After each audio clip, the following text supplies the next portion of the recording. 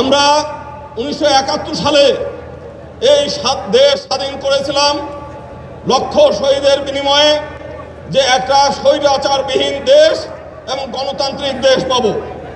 Bundle থাকলে প্রতি সেনমানিতে টাকা বাঁচবে। বিকাশ সেনমানি বান্ডেল কিনে জিতুন প্রতি লেনদেনে।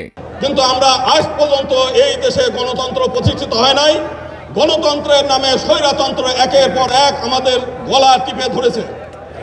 কারণটা হলো, এই দেশে এমন একটি গণতন্ত্র আছে যেখানে আপনি 51% ভোট পেলে আপনি ক্ষমতায় যাবেন, আর 49% লোক যারা ভোট পাবে তাদের মতামতের কোনো মূল্য নাই।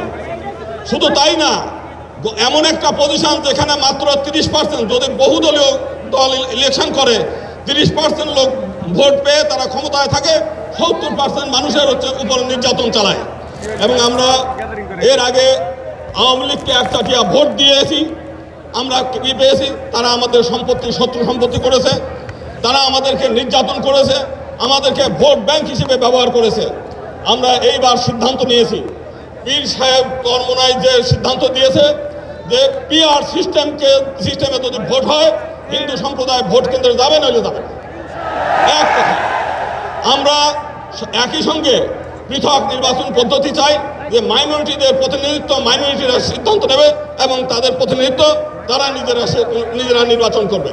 আমরা তাহলে আমাদের শেষ কথা, যে পৃথক নির্বাচন এবং সংরক্ষিত আসন এবং প্রতিনিধিত্বশীল গণতন্ত্র পিআর সিস্টেম, এইটা হলে এদেশের হিন্দু সম্প্রদায় ভোট কেন্দ্রে যাবেন, নাহলে ভোট কেন্দ্রে যাবে না, কোনো ভোটে অংশ নেবে না।